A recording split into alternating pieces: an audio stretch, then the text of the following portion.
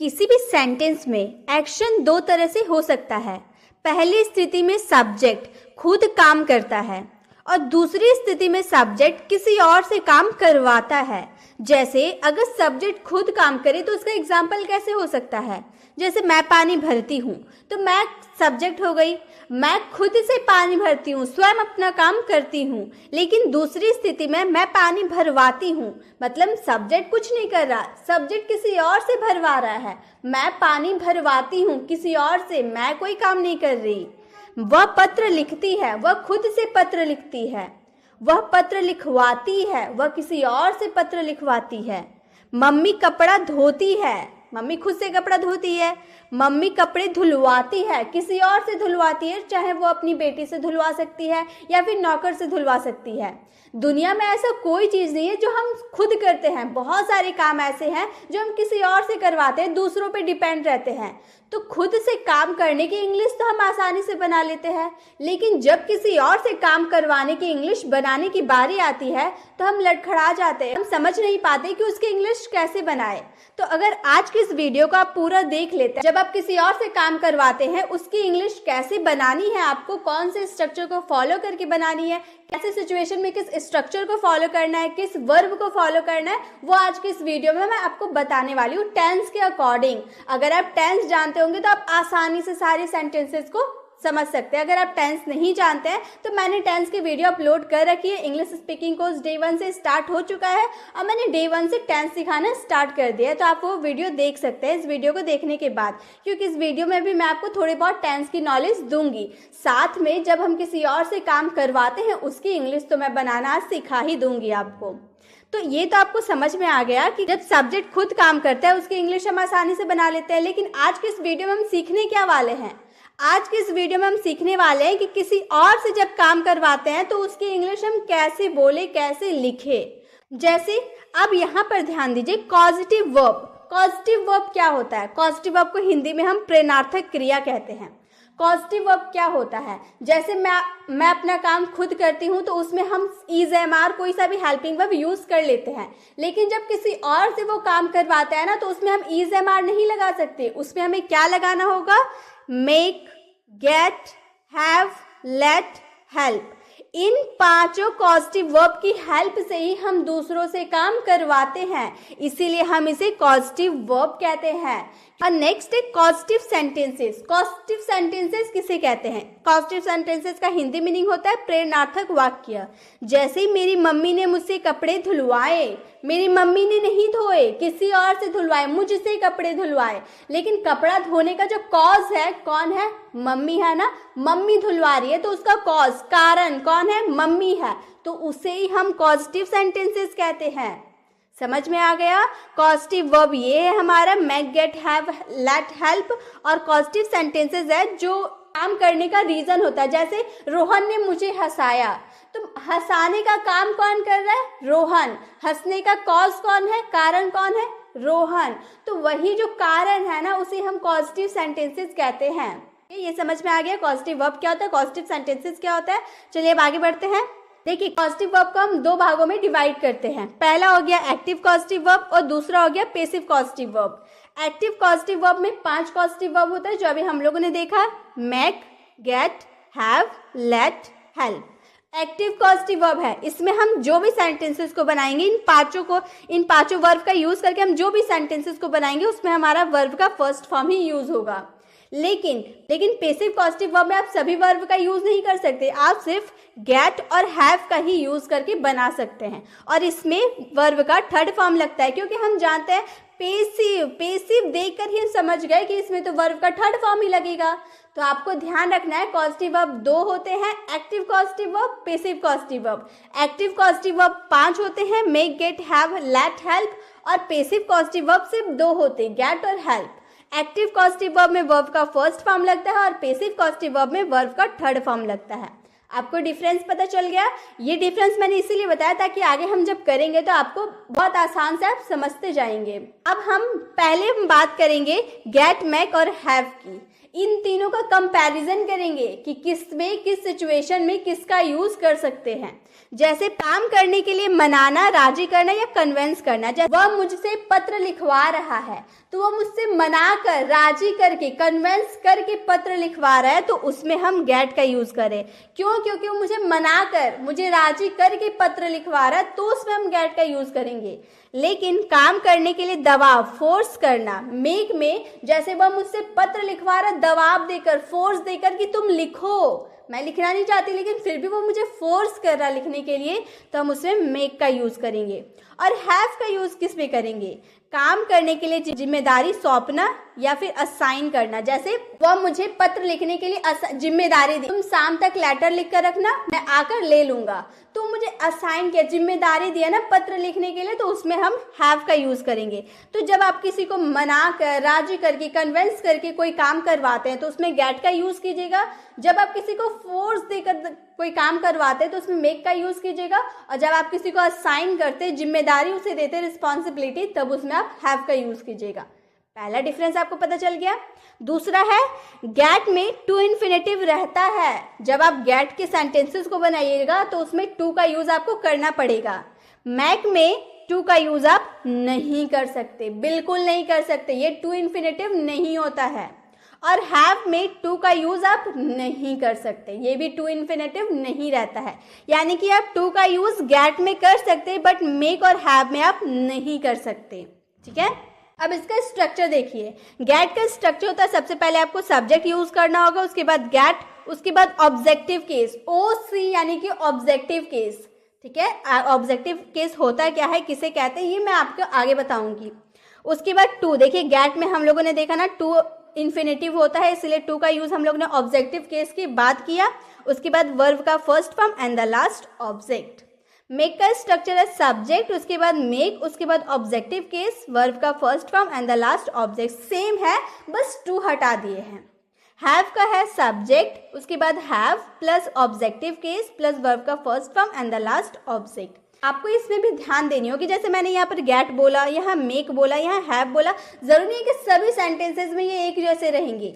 ये जो गेट है ना, ये टेंस और सब्जेक्ट के अकॉर्डिंग चेंज हो जाएगा। अगर पास्ट की आप बात करें तो ये गॉट हो जाएगा। अगर आप थर्ड पर्सन सिंगुलर के साथ गेट का यूज करें तो वो गेट्स हो जाएगा, एस लग जाएगा। तो ये टेंस और सब्जेक्ट के अकॉर्डिंग चेंज हो जाएगा। सेम उसी तरह से मेक भी चेंज हो सकता है, सब्जेक्ट और टेंस के अकॉर्डिंग मेक भी चेंज हो सकता है, और हैव भी सब्जेक्ट और टेंस के अकॉर्डिंग चेंज हो सकता है। यानी कि तीनों सब्जेक्ट और टेंस के अकॉर्डिंग चेंज हो जाएगा। वो अभी हम सेंटेंस बनाएंगे टेंस का अकॉर्डिंग, तो आपको समझ में आ जाएगा कि इसका यूज हम किस तरह कर सकते हैं। सबसे पहले हम बात करेंगे कॉजेटिव वर्ब मेक की। Present simple, past simple and future simple में हम मेक का यूज कैसे कर सकते हैं। जैसे हमारा सेंटेंस है, वह मुझसे पढ़वाती है। अब मैंने क्या बताया था, आप किसी को जब हम कोई काम करने के लिए देते हैं तो उसे क्या करते हैं, मनाते हैं या फोर्स देते हैं या असाइन करते हैं। मेक में हम फोर्स देते हैं, दबाव डालते हैं कि तुम वो काम करो। तो मेक का क्या काम है, किसी को कोई काम करने के लिए फोर्स करना। वह मुझसे पढ़वाती है, फोर्स करके पढ़वाती है। सी मेक्स मी टीच। अब देखिए मैंने बताया था ना सब्जेक्ट के अकॉर्डिंग ये चेंज हो जाएगा। सी थर्ड पर्सन सिंगुलर है, इसलिए मेक का मिक्स हो गया। सी मेक्स मी टीच। अब मैंने क्या बताया था, ऑब्जेक्टिव केस होता क्या है ये भी मैं बताऊंगी। तो ऑब्जेक्टिव केस, ये जो मी आपको नजर आ रहा है यही हमारा ऑब्जेक्टिव केस है। ओसी यानी कि ऑब्जेक्टिव केस, मी, हिज, हर, हिम, ये सब हमारा ऑब्जेक्टिव केस होता है। जैसे यहाँ पर मैंने बोला ना मुझसे, मुझसे कौन हो गया, मुझसे का आई होता है ना। अगर मैं सब्जेक्ट होती आई यूज करती, लेकिन अगर आई का ऑब्जेक्टिव केस हमें यू लिखना हो तो हम उसमें मी का यूज करेंगे। ठीक है, सी मेक्स मी टीच। मैं आपसे बुलवाती हूँ, फोर्स देकर कि तुम बोलो, मैं आपसे बुलवाती हूँ। I make you speak. I हमारा थर्ड पर्सन सिंगुलर नहीं था, इसलिए हम लोगों ने मेक में कोई चेंजेस नहीं किया। आई मेक यू हमारा हो गया objective case, you speak verb का फर्स्ट फॉर्म। ये हमारा ऑब्जेक्ट नहीं है इसलिए ऑब्जेक्ट नहीं यूज किया। अगर ऑब्जेक्ट रहता, जैसे मैं आपसे इंग्लिश बुलवाती हूँ, I make you speak English, ये हमारा इंग्लिश ऑब्जेक्ट हो जाता है। तो यहाँ पर ऑब्जेक्ट है नहीं, हम चाहें तो यहाँ पर लगा सकते हैं। तो यहाँ पर ऑब्जेक्टिव केस यू जो आया ना, ये आपसे के लिए आया है। तो प्रेजेंट सिंपल में मेक का यूज कैसे करेंगे आपको समझ में आ गया। जब इसका हम पास्ट सिंपल में बनाएंगे, जैसे उसने मुझसे पढ़वाया, तो बोलेंगे सी मेड मी टीच। यहाँ पर देखिए पास्ट सिंपल में हम सब्जेक्ट के बाद डायरेक्ट सेकेंड फॉर्म यूज करते हैं ना, इसलिए मेक का second form made. Third form भी मेड होता है, लेकिन यहाँ पे हम लोगों ने सेकेंड फॉर्म यूज किया मेक का मेड। सी मेड मी टीच। अब मी क्या है आपको समझ में आ गया होगा, तो ये मैं बार बार नहीं बता रही। मैंने आपसे बुलवाया, I made you speak, I made you speak. अब फ्यूचर सिंपल में हम कैसे बनाएंगे, वह मुझसे पढ़वाएगी। फ्यूचर में, अभी उसने मुझसे पढ़वाया नहीं है, वो मुझसे फ्यूचर में पढ़वाएगी। सी विल मेक मी टीच। अब हम ये तो जानते हैं कि फ्यूचर सिंपल में विल लगता है, इसलिए हम लोगों ने विल लगाया। विल प्लस वर्ब का first form, she will make me teach. मैं आपसे बुलवाऊंगी, I will make you speak, I will make you speak. तो प्रेजेंट सिंपल, पास्ट सिंपल और फ्यूचर सिंपल में कैसे हम मेक का यूज करेंगे आपको समझ में आ गया। चलिए आगे हम लोग टेंस के अकॉर्डिंग और भी मेक का यूजेस को सीखने वाले हैं। अब है कॉन्टिन्यूअस में हम मेक का यूज कैसे कर सकते हैं। Present continuous, past continuous and future continuous. मैं आपसे पढ़वा रही हूँ, प्रेजेंट में मैं आपसे पढ़वा रही हूँ, कंटिन्यू चल रहा है, पढ़वाने का काम जो है कंटिन्यू चल रहा है, तो मैं बोलूंगी I am making you teach, I am making you teach. I के बाद हम लोगों ने एम का यूज किया, क्यों, क्योंकि हम यहाँ पर रहा हूँ, रहे हैं में आता है ना is am are plus verb में आईएनजी, उसी के according is am are plus verb में आईएनजी। मेक तो हमारा वर्ब है, कॉजेटिव वर्ब है, इसीलिए इसमें आईएनजी हम लोगों ने लगाया। मैं आपसे पढ़वा रही हूँ, आई एम मेकिंग यू टीच। वह मुझसे लिखवा रही है, फोर्स देकर मुझसे लिखवा रही है, he is making me right, he is making me right. Past continuous में कैसे बनाएंगे, मैं आपसे पढ़वा रही थी, पास्ट में मैं आपसे पढ़वा रही थी, I was making you teach, I was making you teach. वह मुझसे लिखवा रही थी, he was making me right, he was making me right. Future continuous में कैसे बनाएंगे, मैं आपसे पढ़वा रही होंगी, फ्यूचर में होंगी, गागेगी, फ्यूचर की बात कर रहे हैं ना, तो बोलेंगे I will be making you teach. यहाँ पर विल बी का यूज होता है, कॉन्टिन्यूअस फ्यूचर कॉन्टिन्यूअस में विल बी का यूज होता है प्लस वर्ब में आईएनजी, उसी तरह से हम लोगों ने यूज किया I will be making you teach. वह मुझसे लिखवा रहा होगा, he will be making me right, he will be making me right. तो कॉन्टिन्यूअस में हम तो प्रेजेंट कॉन्टिन्यूअस, पास्ट कॉन्टिन्यूअस और फ्यूचर कॉन्टिन्यूअस में मेक का यूज कैसे करेंगे ये भी आप लोगों ने जान लिया। चलिए अब आगे बढ़ते हैं। अब है present perfect, past perfect and future perfect में मेक का यूज। मैंने आपसे पढ़वा लिया, मतलब मेरे पढ़ाने का जो काम है ना कंप्लीट हो गया। परफेक्ट में ऐसे ही तो सेंटेंसेस आते हैं जो कंप्लीट हो चुके होते हैं, तो मैं बोलूंगी मैंने आपसे पढ़वा लिया है, I have made you teach. यहाँ पर क्या होता है, हैज हैव के बाद डायरेक्ट वर्ब का थर्ड फॉर्म यूज होता है, तो ये जो हमारा है ना ये वर्ब का थर्ड फॉर्म है, सेकेंड मत समझिए, ये वर्ब का थर्ड फॉर्म है। I have made you teach. मैंने आपसे पढ़वा लिया था, पास्ट में मैंने आपसे पढ़वा लिया था, I had made you teach, I had made you teach. Future perfect में मैं आपसे पढ़वा चुकी होंगी, फ्यूचर में मैं आपसे पढ़वा चुकी होंगी, आई will have made you teach, I will have made you teach. Present perfect, past perfect और फ्यूचर परफेक्ट में हम कैसे मेक का यूज करेंगे ये भी आप लोगों ने जान लिया। तो इसी के साथ हम लोगों ने मेक का यूज सिंपल में देखा, कॉन्टिन्यूअस में देखा और परफेक्ट में देखा, और कैसे यूज करना है वो भी हम लोगों ने देख लिया। अब जैसे आप टेंस में नेगेटिव और इंट्रोगेटिव सेंटेंसेस बनाते हैं ना, उसी तरह से आप इसमें भी नेगेटिव और इंट्रोगेटिव सेंटेंसेस को आसानी से बना सकते हैं। चलिए अब आगे बढ़ते हैं। अब है गेट। गेट का यूज हम present simple, past simple and future simple में देखने वाले हैं। जैसे मैंने कहा वह मुझसे पत्र लिखवाती है, ता है ती है यानी कि प्रेजेंट सिंपल है, वह मुझसे पत्र लिखवाती है, she gets me to write a letter. अब इसका स्ट्रक्चर क्या था, सब्जेक्ट था, उसके बाद गेट था। गेट में हम लोग एस इसीलिए लगाए क्योंकि ये थर्ड पर्सन सिंगुलर है, सी हमारा थर्ड पर्सन सिंगुलर है। उसके बाद ऑब्जेक्टिव केस, उसके बाद टू इन्फिनेटिव था ये, इसीलिए टू का यूज किए, और उसके बाद वर्ब का first form. She gets me to write a letter, वह मुझसे पत्र लिखवाती है। मैं आपसे बुलवाती हूँ, I get you to speak, I get you to speak. Past simple में गेट का यूज करेंगे, वह मुझसे पत्र लिखवाती थी, पास्ट में वह मुझसे पत्र लिखवाती थी, she got me to write a letter, she got me to write a letter. मैं आपसे बुलवाती थी, I got you to speak, I got you to speak. वह मुझसे पत्र लिखवाएगी, she will get me to write a letter, she will get me to write a letter. मैं आपसे बुलवाऊंगी, I will get you to speak, I will get you to speak, मैं आपसे बुलवाऊंगी। तो जब आपको प्रेजेंट सिंपल, पास्ट सिंपल या future simple में गेट का यूज करना होगा तो आप इस तरह से कर सकते हैं, आसानी से, बहुत ही आसान है। मैंने टेंस के हिसाब से इसीलिए आपको बताया ताकि आप आसानी से सारे सेंटेंसेस को कैसे फ्रेम करना है आप सीख पाए। अगर आपको वीडियो अच्छी लग रही है तो वीडियो को लाइक जरूर करें और इसे ज्यादा से ज्यादा लोगों को शेयर करें ताकि सभी अंग्रेजी सीख पाए। चलिए आगे बढ़ते हैं। अब हम सीखेंगे गेट का use present continuous, past continuous and future continuous में हम कैसे करेंगे। वह मुझसे पत्र लिखवा रही है, कंटिन्यू चल रहा है ना, वह मुझसे पत्र लिखवा रही है। She is getting me to write a letter, she is getting me to write a letter, वह मुझसे पत्र लिखवा रही थी। She was getting me to write a letter, she was getting me to write a letter, वह मुझसे पत्र लिखवा रही होगी। She will be getting me to write a letter. तो इसी तरह से आप गेट का use present continuous, past continuous और फ्यूचर कॉन्टिन्यूअस में आसानी से कर सकते हैं, कोई दिक्कत नहीं है, कोई कंफ्यूजन नहीं है। आगे बढ़ते हैं। अब गेट का यूज हम देखेंगे present perfect, past perfect and future perfect में। जैसे अगर हमें कहनी हो उसने मुझसे पत्र लिखवा लिया है, मतलब कंप्लीट हो चुका है पत्र लिखवाने का काम, तो उसने मुझसे पत्र लिखवा लिया है। He has got me to write a letter, he has got me to write a letter, he third person singular है इसलिए हम लोगों ने has का यूज किया। he has got me to write a letter, उसने मुझसे पत्र लिखवा लिया था।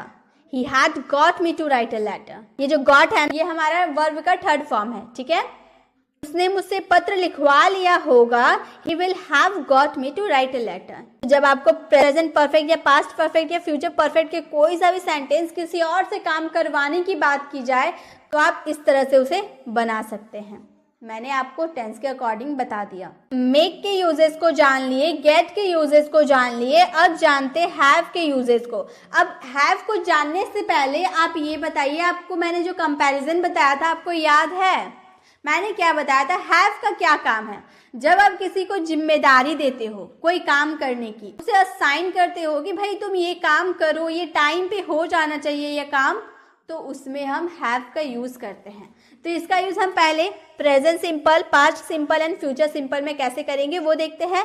मैं आपसे पत्र लिखवाती हूँ, असाइन करके, जिम्मेदारी देकर मैं आपसे पत्र लिखवाती हूँ। I have you write, I have you write, मैं आपसे पत्र लिखवाती हूँ। मैंने आपसे लिखवाया, पास्ट में मैंने आपसे लिखवाया। I had you write, I had you write. यहाँ पे गाइस राइट का स्पेलिंग WRIT होगा। मैं आपसे लिखवाऊंगी, I will have you write, I will have you write, I will have you write. मैं आपसे लिखवाती हूँ प्रेजेंट में, आई हैव यू राइट। मैंने आपसे लिखवाया पास्ट में, आई हैड यू राइट। मैं आपसे लिखवाऊंगी, I will have you write. अब यहाँ पे एक चीज ध्यान देने वाली बात है, देखिए ये जो हैव है ना, ये तो हमारा कॉस्टिव वर्ब है।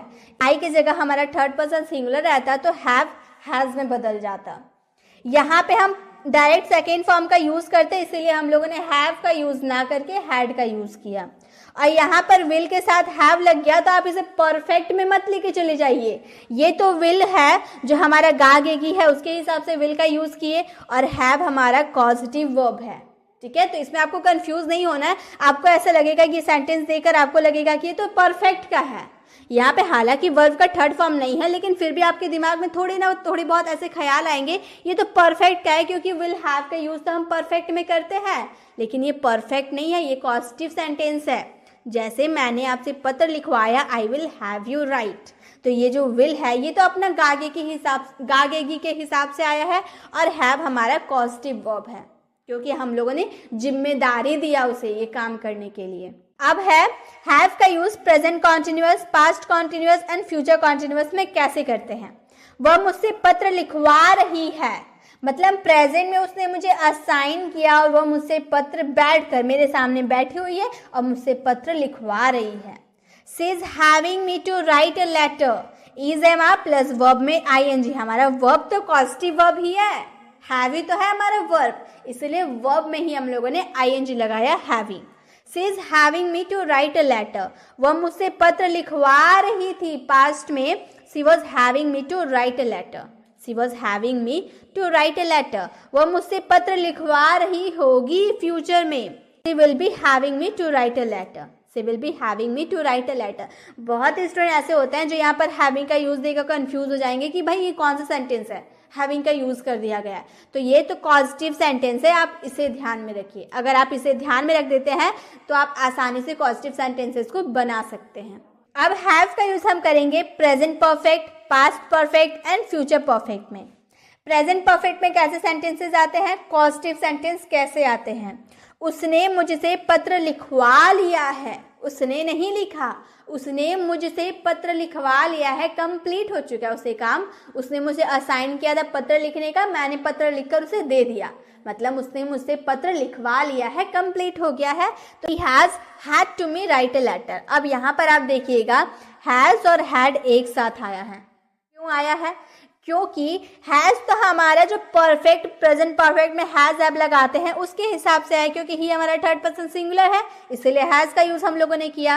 और हैड जो है ना, ये हमारा कॉजेटिव वर्ब है जो वर्ब का थर्ड फॉर्म बन चुका है। क्यों? क्योंकि परफेक्ट में वर्ब का थर्ड फॉर्म हम लगाते हैं, इसीलिए ये वर्ब का थर्ड फॉर्म है। He has had me to write a letter. ठीक है गाइज, यहाँ पे टू का यूज नहीं होगा, हम इसे बनाएंगे he has had me write a letter। he has had me write a letter। उसने मुझसे पत्र लिखवा लिया था, he had me write a letter। he had me write a letter। यहाँ पे had एक साथ क्यों आया आपको समझ में आ गया, क्योंकि पास्ट हम परफेक्ट में had का यूज करते हैं, और ये जो had हमारा दूसरा वाला had है ये पॉजिटिव वर्ब है जो थर्ड फॉर्म है, have का third form had। He had me write a letter। उसने मुझसे पत्र लिखवा लिया है। He will have had me write a letter। He will have had me write a letter। यहाँ पर have will have हमारा फ्यूचर परफेक्ट का है और had हमारा पॉजिटिव वर्ब है।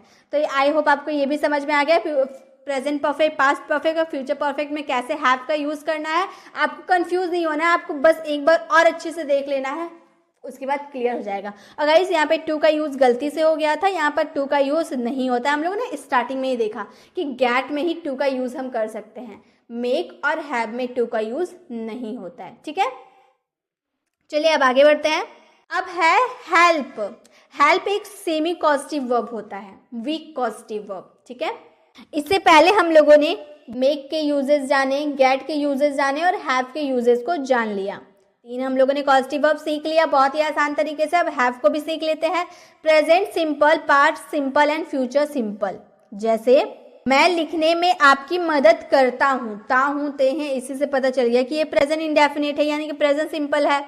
तो हम इसे दो तरीके से बना सकते हैं। ये जो हेल्प है ना, इसमें आप टू का यूज कर भी सकते हैं या फिर नहीं भी कर सकते, ये आपकी मर्जी है। तो हम लोगों ने सेंटेंस बनाया I help you to write या फिर आई हेल्प यू राइट। दोनों में से आप किसी का यूज कर सकते हैं। आप टू का यूज कर भी सकते हैं, नहीं भी कर सकते, वो आपकी मर्जी। I help you to write या फिर आई हेल्प यू राइट। उसने अंग्रेजी सीखने में मेरी मदद की, he helped me to learn English, या फिर आप बोल सकते हैं he help me learn English. मैं खाना बनाने में आपकी मदद करूंगा, I will help you to cook food, I will help you cook food. तो टू का यूज आप करिए नहीं करिए वो आपकी मर्जी है, बस इतना जान लीजिए कि हेल्प में टू का यूज हो भी सकता है, नहीं भी हो सकता है, वो आपकी मर्जी है। आपको करना है तो करिए, नहीं करना है तो नहीं करिए। तो हेल्प में हम लोग जैसे प्रेजेंट सिंपल, पास्ट सिंपल और फ्यूचर सिंपल में जैसे हम लोगों ने सेंटेंसेस देखा, इससे पहले हम लोगों ने गेट में, हैव में और मेक में भी बहुत सारे सेंटेंसेस देखा। टेंस के अकॉर्डिंग बहुत सारे सेंटेंसेस को हम लोगों ने देखा। अब उसी तरह से हम हेल्प में भी बना सकते हैं, इसीलिए मैंने हेल्प के और भी सेंटेंसेस नहीं दिए टेंस के अकॉर्डिंग, क्योंकि वो आपको करना है। Present perfect, past perfect and future perfect का भी आपको बनाना है हेल्प लेकर, और इसका आंसर कमेंट बॉक्स में जरूर करना है। आपको मैंने इतना बताया कि कैसे यूज किया जाता है, मेक, गेट, हैव, तीनों में मैंने अच्छे से बता दिया। अब आप उसी के जरिए आप हेल्प को बनाइए और मुझे कमेंट बॉक्स में इसका आंसर जरूर दीजिए। चलिए आगे देखते हैं। अब है हमारा लेट। लेट हमारा last positive verb let. Present simple, past simple and future simple में कैसे इसका यूज करेंगे, वह मुझे लिखने देती है। मतलब ये जो लेट है ना, इसका यूज आप पहले से जानते होंगे। जैसे कोई काम करने देना, मैं उसे खेलने देता हूँ, पापा मुझे खेलने देते हैं, वो मुझे आइसक्रीम खाने देता है, वो मुझे लिखने देता है। तो इस तरह के जो करने देता है जब बोलते हैं ना, उसमें हम लेट का यूज करते हैं। तो हम यहाँ क्या बोल रहे हैं, वो मुझे लिखने देती है, see let's me right, see let's me right. यहाँ भी लेट अपने टेंस और सब्जेक्ट के अकॉर्डिंग चेंज हो जाएगा। चाहे पांचों कॉजेटिव वर्ब मैंने बताया, पांचों कॉजेटिव वर्ब टेंस और सब्जेक्ट के अकॉर्डिंग वो चेंज हो जाएगा। मैं उसे पढ़ने नहीं देता हूँ, इंट्रोगेटिव नेगेटिव सेंटेंस, मैं उसे पढ़ने नहीं देता हूँ, I do not let him study. या फिर आप डू नॉट का कॉन्ट्रैक्शन में बोल सकते हैं, I don't let him study. तुमने मुझे बोलने दिया, you let me speak, past simple. तुमने मुझे बोलने दिया, यू लेट मी स्पीक। यहाँ जो आप लेट को देख रहे हैं ना, ये एक्चुअली वर्ब का सेकेंड फॉर्म है, ये वर्ब का फर्स्ट फॉर्म है। लेकिन ये जो पास्ट सिंपल में हम जानते हैं कि वर्ब का सेकेंड फॉर्म यूज करते हैं, इसीलिए जो लेट है ना सेकेंड फॉर्म है। लेट का फर्स्ट फॉर्म भी लेट, सेकेंड फॉर्म भी लेट और थर्ड फॉर्म भी लेट, यानी कि तीनों फॉर्म लेट होते हैं, इसलिए थोड़ी सी कंफ्यूजन होती है। लेकिन आप ध्यान दीजिए, ये सेकेंड फॉर्म, पास्ट सिंपल में सेकेंड फॉर्म का यूज होता है। यू लेट मी स्पीक, मैंने उसे खेलने नहीं दिया, I didn't let him play.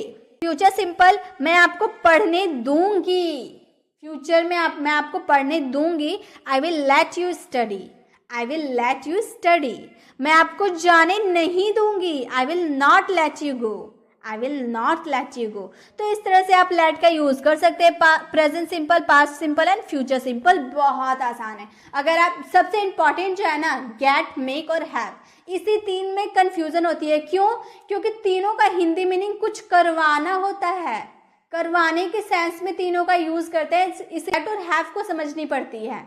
Help का मतलब मदद होता है, ये तो आप जानते हैं, और लेट का मतलब किसी को कोई काम करने देना। लेट और हेल्प तो आसानी से समझ में आ जाता है सेंटेंस को देखकर, लेकिन जो हैव, मेक और गेट है ना, इसमें कंफ्यूजन होती है। तो आई होप आज के बाद आपको कंफ्यूजन नहीं होगी। क्यों? क्योंकि आपको ध्यान रखनी है, मेक का यूज आप तब करिएगा जब आप किसी को फोर्स करके कोई काम करवाइएगा। गेट का यूज आप तब करिएगा जब आपको किसी को मना कर काम करना हो, उसे कन्वेंस करके कोई काम करवाना होगा, तब आप गेट का यूज कीजिएगा। और जब आप किसी को असाइन कर रहे कोई काम करने के लिए, उसे जिम्मेदारी दे रहे हैं, तो उसमें हैव का यूज कीजिएगा। बस ये सब आपके सेंटेंस पे डिपेंड करता है कि आप किस समय किस ढंग से बोल रहे हैं। बस उतना आपको समझ में आ जाएगा, आप सब समझ जाएंगे। चलिए आगे बढ़ते हैं। एक्टिव कॉजेटिव वर्ब की बात हो गई, अब पेसिव कॉजेटिव वर्ब को देखते हैं। पेसिव कॉजेटिव वर्ब, इसमें हम कौन से वर्ब का यूज करते हैं? वर्ब का थर्ड फॉर्म का यूज करते हैं। क्यों? क्योंकि ये हमारा पेसिव सेंटेंस है ना, इसीलिए। अब इसमें मैं आपको एक बात अच्छे से क्लियर कर दूं, पेसिव और एक्टिव में आप पहचाने कैसे कि ये एक्टिव वाले सेंटेंसेस है, ये पेसिव वाले सेंटेंसेस है। इसमें क्या है, मैं बाल कटवाती हूँ, इसमें भी तो हम दूसरे से काम करवा रहे हैं ना, और एक्टिव कॉजेटिव वर्ब में भी हम दूसरे से काम करवा रहे हैं। तो आप कैसे पहचानेगा कि कब इस स्ट्रक्चर को फॉलो करना है और कब एक्टिव कॉजेटिव वाले स्ट्रक्चर को फॉलो करना है? बहुत कंफ्यूजन है ना। तो आप मेरी बातों को अगर ध्यान से सुन लेते तो कोई कंफ्यूजन नहीं होगी। जैसे मैंने एक सेंटेंस बोला, मैं उससे पानी भरवाती हूँ, मैंने बोला मैं उससे पानी भरवाती हूँ, तो मैं जो किससे काम करवा रही, उससे काम करवा रहे ना, तो ज्यादा फोकस किस पे दिया जा रहा है? उस पे जो पानी भर रहा है। मैं राम से पानी भरवाती हूँ, तो राम पर फोकस किया जा रहा है, राम पे सारा, सबसे ज्यादा फोकस किस पे किया जा रहा है? राम पे किया जा रहा है, पानी भरने पे नहीं कर रहे। राम पे फोकस करे कि मैं राम से पानी भरवाती हूँ। तो ये होता है एक्टिव कॉजेटिव। अब पेसिव कॉजेटिव क्या होता है? तो पेसिव कॉजेटिव होता है, जैसे मैंने बोला मैं पानी भरवाती हूँ, किससे भरवाती हूँ? मैंने बोला नहीं, राम का तो जिक्र भी मैंने नहीं किया, मैंने सिर्फ बोला मैं पानी भरवाती हूँ। सारा फोकस पानी भरवाने पे दिया जा रहा है। कौन पानी भर रहा है उससे कोई मतलब नहीं है, सारा फोकस पानी भरने पे जब दिया जाता है तो उसमें पेसिव कॉजेटिव वर्ब का यूज होता है। और जब जो काम कर रहा है, जो व्यक्ति काम कर रहा है, जो व्यक्ति पे फोकस दिया जाता है, वो हमारा एक्टिव कॉजेटिव वर्ब होता है। उसमें हम एक्टिव कॉजेटिव वर्ब का यूज करते हैं। आपको समझ में आ गया एक्टिव कॉजेटिव और पैसिव कॉजेटिव कैसे पहचानेंगे? बस उसी तरह से आप पहचान दीजिए, बस उसी तरह से आपको पहचानना है। अगर आपको अभी भी डाउट्स है तो मैंने एक और पॉजिटिव वर्ब वाली वीडियो अपलोड कर रखी है, आप चाहे तो डिस्क्रिप्शन में उसका लिंक है, क्लिक करके आप डायरेक्ट पॉजिटिव वर्ब वाली वीडियो में चले जाइए, उसमें मैंने और भी अच्छे से एक्सप्लेन किया है, आप उसे देख सकते हैं। तो यहाँ हम बात करते हैं एक्टिव पॉजिटिव वर्ब के स्ट्रक्चर की। सबसे पहले आपको सब्जेक्ट यूज करना होगा, उसके बाद get, gets, got, will get, ये सब जो गेट, विल, ये सब लिखा हुआ है ना, ये आपके टेंस और सब्जेक्ट के अकॉर्डिंग यूज होगा। आपको बस याद रखना है कि गेट का यूज करना है, बाकी आप टेंस और सब्जेक्ट के अकॉर्डिंग आप आराम से चेंज कर सकते हैं। उसके बाद ऑब्जेक्ट, उसके बाद वर्ब का थर्ड फॉर्म, उसके बाद बाय डूअर। अगर आप बाय डूअर यानी कि जो व्यक्ति से आप काम करवा रहे हो उसका जिक्र करना चाहते हैं तो लास्ट में कर सकते हैं, अगर नहीं करना चाहते तो मत करिए, कोई फर्क नहीं पड़ेगा, क्योंकि इसमें सारा फोकस हम काम करने पर देते हैं। कौन काम कर रहा है उससे हमें कोई मतलब ही नहीं है, हमें सारा फोकस काम करने पे दिया जाता है, इसीलिए हम डायरेक्ट गेट के बाद ऑब्जेक्ट लगाते हैं। इसी तरह से आप हैव वाले स्ट्रक्चर को भी फॉलो कर सकते हैं। सबसे पहले सब्जेक्ट, उसके बाद हैव, उसके बाद ऑब्जेक्ट, वर्ब का थर्ड फॉर्म, लास्ट में बाय डूअर। जैसे प्रेजेंट सिंपल में मैंने कहा मैं अपने बाल कटवाती हूँ, किससे कटवाती हूँ? मैंने बोला? नहीं बोला। मैंने क्या बोला? मैं अपने बाल कटवाती हूँ। तो यहाँ पर सारा फोकस बाल कटवाने पे जा रहा है, किससे कटवा रही हूँ वो नहीं मैटर कर रहा, मैं बाल कटवा रही हूँ वो मैटर कर रहा। तो मैं इसे बनाऊंगी I get my hair cut, I get my hair cut. I सबसे पहले सब्जेक्ट, उसके बाद गेट, उसके बाद ऑब्जेक्ट माई हेयर ऑब्जेक्ट, उसके बाद वर्ब का थर्ड फॉर्म कट। इसे आप फर्स्ट फॉर्म मत समझिए, कट का थर्ड फॉर्म भी कट ही होता है। तो I get my hair cut, या फिर आप इस तरह से भी बोल सकते हैं I have my hair cut. आप गेट का भी यूज कर सकते हैं, हैव का यूज कर सकते हैं, आपकी मर्जी, इसमें कोई पाबंदी नहीं है, आप आराम से यूज कर सकते हैं। पास्ट सिंपल में मैंने अपने बाल कटवाए, पास्ट में I got my hair cut, I had my hair cut. Got का यूज कर सकते हैं क्योंकि वर्ब का सेकेंड फॉर्म यूज करना है, और हैव का सेकेंड फॉर्म भी हैड होता है। फ्यूचर सिंपल में मैं अपने बाल कटवाऊंगी, I will got my hair cut, I will got my hair cut, I will have my hair cut. तो इस तरह से आप पैसिव कॉजेटिव को पहचान कर आराम से इसका यूज कर सकते हैं। तो ज़्यादा दिक्कत है ही नहीं, आपको ज़्यादा ध्यान एक्टिव कॉजेटिव में देनी है। मेक, गेट और हैव, ये तीनों अगर आप सीख लेते हैं तो आप आराम से कोई सा भी सेंटेंसेस को बना सकते हैं। बस आप इस स्ट्रक्चर को ध्यान में रखें, आराम से सारे सेंटेंसेस बनते जाएंगे। अब वीडियो कैसी लगी वीडियो को कमेंट में ज़रूर बताएं, और मैंने जो आपको होमवर्क दिया है कि हेल्प के सेंटेंसेस को बनाकर कमेंट बॉक्स में उसका आंसर देना है, तो ज़रूर देना है। वीडियो अच्छी लगी तो वीडियो को लाइक करें, अगर आप चैनल पर नए हैं और अभी तक चैनल को सब्सक्राइब नहीं किए हैं तो जल्दी से कीजिए, और बेल आइकॉन को ज़रूर क्लिक कीजिएगा ताकि जब भी मैं ऐसी वीडियो अपलोड करूँ आप तक नोटिफिकेशन मिलती रहे। मिलते हैं नेक्स्ट वीडियो में, तब तक के लिए कीप लर्निंग।